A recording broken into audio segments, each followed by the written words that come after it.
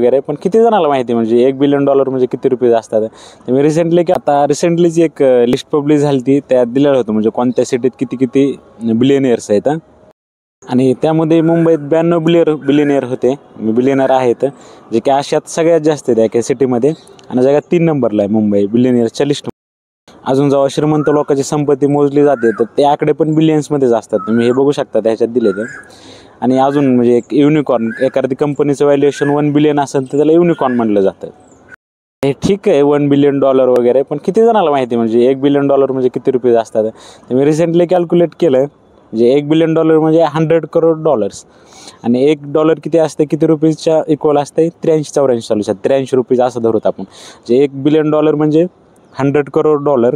आणि त्याला मल्टिप्लाय करायचं किती ना, 83 म्हणजे ॲक्च्युली 8,300 ते 400 करोड होते. तर 1 बिलियन किती असतात, 8,300 ते 400 करोड. ते माहीत पाहिजे आपल्याला, म्हणजे सारखं ऐकण्यात असते, मोस्ट ऑफ द लोकांना नसेल माहिती $1 बिलियन किती असतात. तर जस्ट शेअर केलं.